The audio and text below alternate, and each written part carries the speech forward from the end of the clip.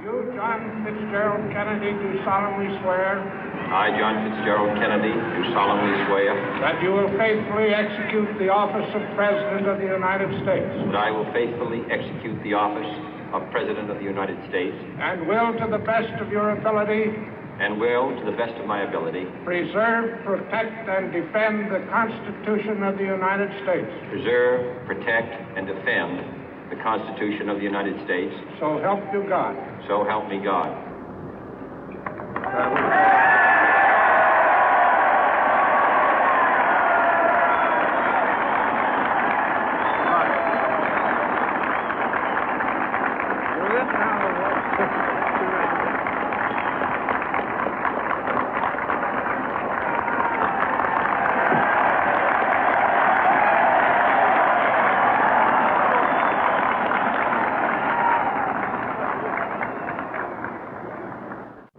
Vice President Johnson, Mr. Speaker, Mr. Chief Justice, President Eisenhower, Vice President Nixon, President Truman, Reverend clergy, fellow citizens.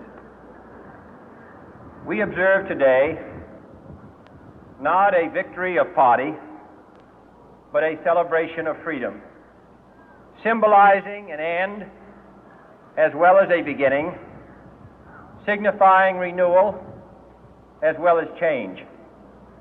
For I have sworn before you and Almighty God the same solemn oath our forebears prescribed nearly a century and 3/4 ago. The world is very different now, for man holds in his mortal hands the power to abolish all forms of human poverty and all forms of human life. And yet the same revolutionary beliefs for which our forebears fought are still at issue around the globe. The belief that the rights of man come not from the generosity of the state, but from the hand of God. We dare not forget today that we are the heirs of that first revolution. Let the word go forth from this time and place to friend and foe alike that the torch has been passed to a new generation of Americans born in this century, tempered by war, disciplined by a hard and bitter peace, proud of our ancient heritage, and unwilling to witness or permit the slow undoing of those human rights to which this nation has always been committed and to which we are committed today at home and around the world.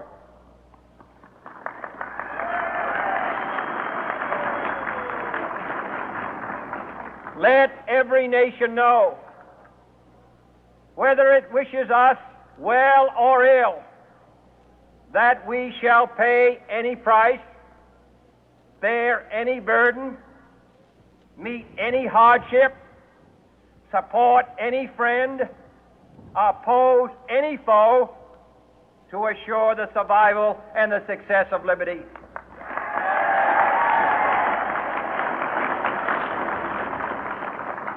This much we pledge and more.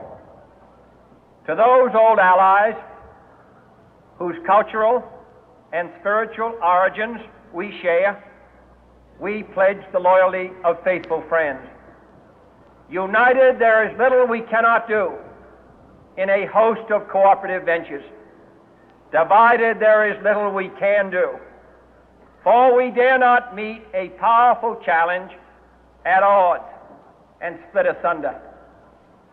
To those new states whom we welcome to the ranks of the free, we pledge our word that one form of colonial control shall not have passed away, merely to be replaced by a far more iron tyranny.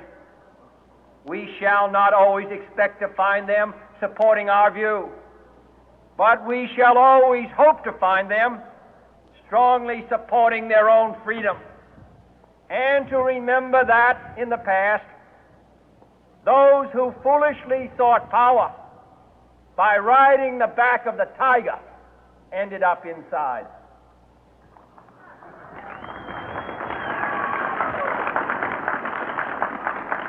To those people in the huts and villages of half the globe struggling to break the bonds of mass misery, we pledge our best efforts to help them help themselves for whatever period is required, not because the communists may be doing it, not because we seek their votes, but because it is right.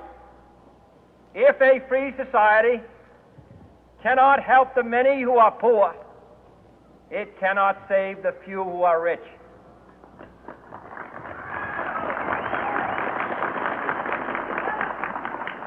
To our sister republics south of our border, we offer a special pledge to convert our good words into good deeds, in a new alliance for progress, to assist free men and free governments in casting off the chains of poverty.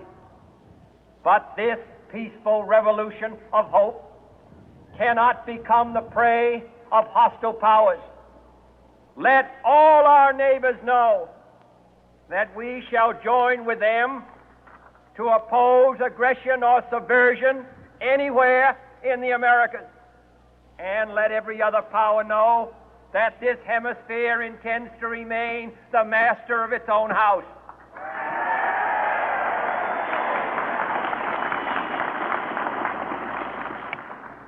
To that World Assembly of Sovereign States, the United Nations, our last best hope, in an age where the instruments of war have far outpaced the instruments of peace, we renew our pledge of support to prevent it from becoming merely a forum for invective, to strengthen its shield of the new and the weak, and to enlarge the area in which its writ may run.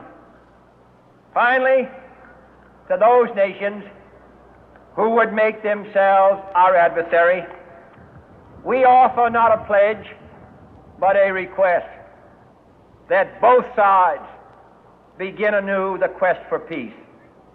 Before the dark powers of destruction, unleashed by science, engulf all humanity in planned or accidental self-destruction, we dare not tempt them with weakness, for only when our arms are sufficient beyond doubt can we be certain beyond doubt that they will never be employed. But neither can two great and powerful groups of nations take comfort from our present course, both sides overburdened by the cost of modern weapons, both rightly alarmed by the steady spread of the deadly atom, yet both racing to alter that uncertain balance of terror that stays the hand of mankind's final war. So let us begin anew, remembering on both sides that civility is not a sign of weakness, and sincerity is always subject to proof. Let us never negotiate out of fear, but let us never fear to negotiate.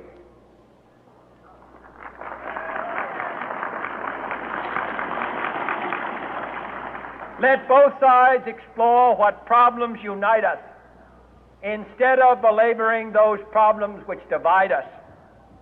Let both sides, for the first time, formulate serious and precise proposals for the inspection and control of arms, and bring the absolute power to destroy other nations under the absolute control of all nations.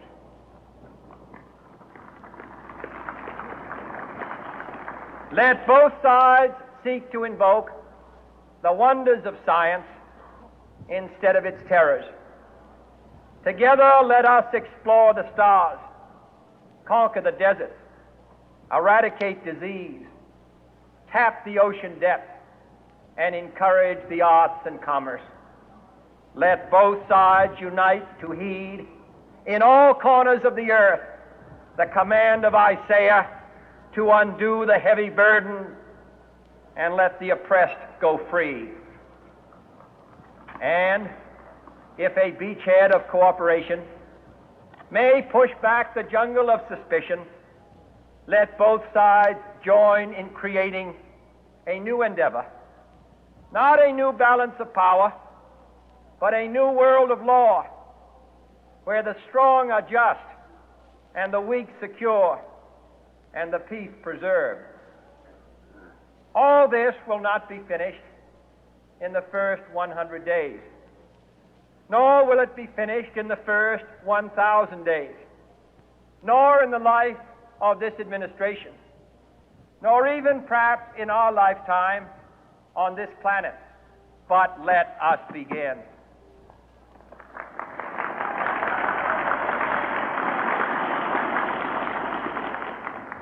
In your hands, my fellow citizens, more than mine, will rest the final success or failure of our course. Since this country was founded, each generation of Americans has been summoned to give testimony to its national loyalty.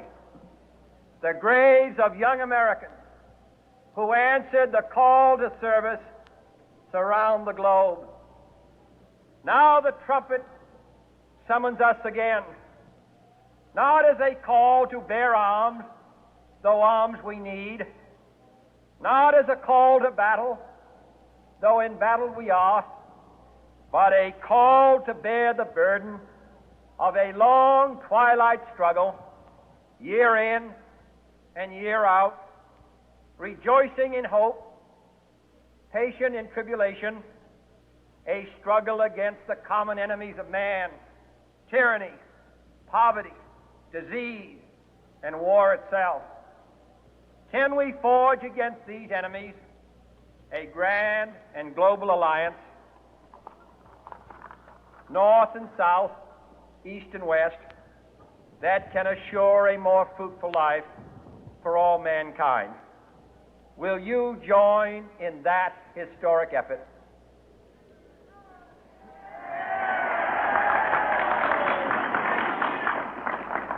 In the long history of the world, only a few generations have been granted the role of defending freedom in its hour of maximum danger. I do not shrink from this responsibility. I welcome it.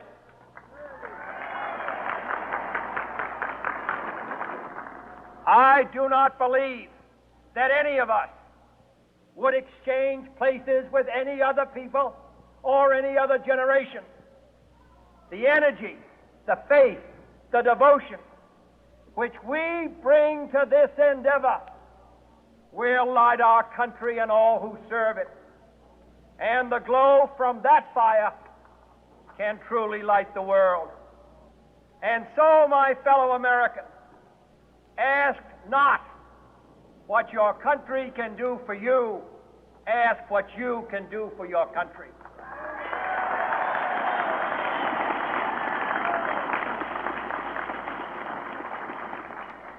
My fellow citizens of the world, ask not what America will do for you, but what together we can do for the freedom of man.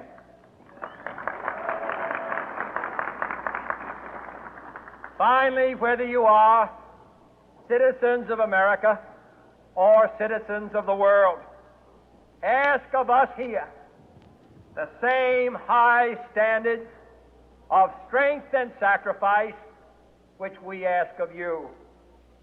With a good conscience, our only sure reward, with history the final judge of our deeds, let us go forth to lead the land we love, asking His blessing and His help, but knowing that here on earth, God's work must truly be our own.